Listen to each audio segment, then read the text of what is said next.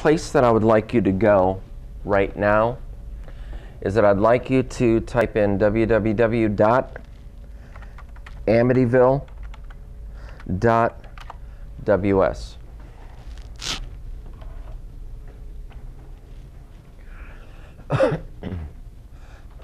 Amityville.ws. There's a reason for this. Everything that we're going to talk about tonight with internet safety, bullying, is going to be included in a course that I've developed for my middle school called Digital Decision Makers. Digital decision making is about making the right choices. It's about looking at bullying. It's about tolerance. And someone said to me, do you think that it's going to make a big difference? The bottom line is someone has to talk about it. Someone's got to do it. But in our society, so many of the standards of behavior have, quite frankly, gone to the wayside, that it is important to take a stand and try to do this with the kids.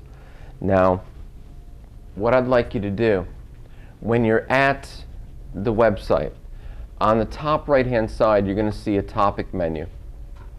Please click on the topic menu, and at the very bottom, you're going to see a menu item called Instructional Resources. I'd like you to click on that for a minute.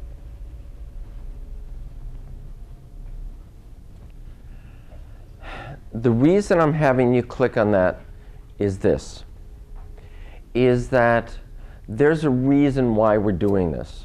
More than, obviously the most important reason is for the kids.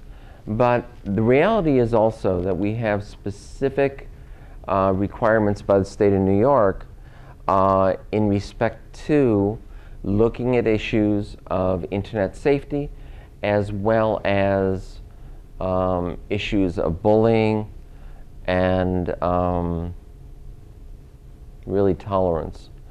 And if you look at the menu there, last year New York State passed a regulation that school districts should in fact be offering courses in internet safety. One of the most enthusiastic laws that is coming down is the new law called Dignity for All Students. If you could please click on that link, it will take you to the New York State Ed page. Dignity for All Students has to do with you as a teacher and a school district being responsible to make sure that a student is learning in an environment that is without abuse or discrimination or bullying. And that law comes in effect July 1st of 2012, this coming July. And what that law is basically saying is that school districts have to put in place a model for not only in-servicing teachers on bullying and internet safety, but about those teachers creating a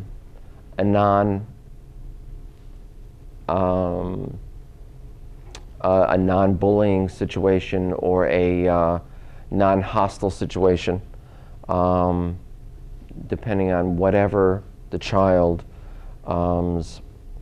issues are. Obviously, we're doing, one of the issues in this class, in the special ed class, is in fact that 85% of students with special needs have been statistically proven to be bullied starting in their elementary career all through their high school years. And so one of the things that's near and dear to my heart is trying to talk about what types of bullying takes place and what can you do about it. And that's really what that whole activity was about in respect to developing an action plan to prevent bullying in your classroom. Okay? So there are legislative reasons why we need to, as educators, address this. That's the official level. You can close that window. On the unofficial level, you can simply understand that we need to put in place an understanding of how to deal with this type of harassment of students by other students. Okay? Now, at this point, I wanted to show you this area. There are, if you scroll down a little bit, you'll also see that there are support materials and websites that you're going to be able to use actually on your bullying action plan. Background information, background websites that can give you tips on how you can deal with the problem. Okay?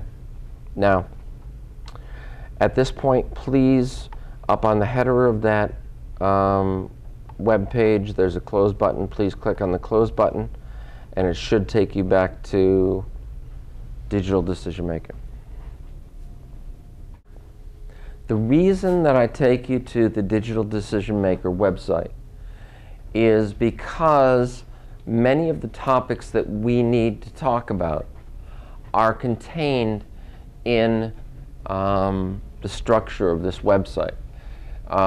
This website initially was developed using the structure of a program called Character Counts, where we talk about trustworthiness and respect and responsibility, fairness, caring, and citizenship. Those are what they call pillars of character, and we talk about what character is and what those attributes are. But within those different areas, there are very specific topics that address good decision making, bullying, and tolerance, which is really the main focus that I really want to go to. At this point, what I would like you to do is go up to the top where there's the top menu, click on it, and go down to the menu item called Making Good Decisions. Making Good Decisions. Now, when we talk about making good decisions, there's decision making in everyday situations. And what we try to do is talk about what steps should you make or take to make decisions wisely. I don't think middle school kids genetically are capable of making wise decisions, but that's what we try to do. But if you scroll down a little bit, we then talk about making good decisions on the internet.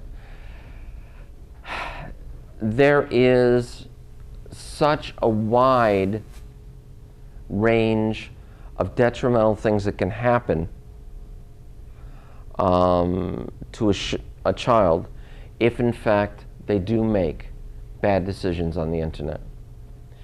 And what I want to do is talk about some of those areas. And some of the things that you need to be aware of that are not only characteristic of middle school and high school kids, but you as special educators should be aware of in respect to other students possibly taking advantage of them and trying to get specific types of information. And what I'm saying to you is this. For example, the first topic that we talk about is keeping my identity private. You know the kids feel as though they're bulletproof. But there are more and more resources of information all over the internet that pick up bits and pieces of information about everybody. I don't know if you've ever gone to Google and searched for yourself. Did you ever search for yourself? Okay. And if you do that for me, just like ignore the thing that says bank robbery. But no, it's astounding. It's astounding. If you type in Ron Weber Amityville, it's astounding all the stuff that comes up. Okay. And one of the activities that we'll talk about in a little while is that when I'm working with the kids, I have them go to Google, type in their first and last name, and the town, Amityville. And I've had kids sitting in their seats crying, saying they know where I live and they know my phone number, which is absolutely the case for many kids. Some kids don't think about where the information is going to go when they get their picture in the local newspaper of being on the basketball team. Those things we'll talk about in a minute. But the whole point is that information now is power for good and for bad.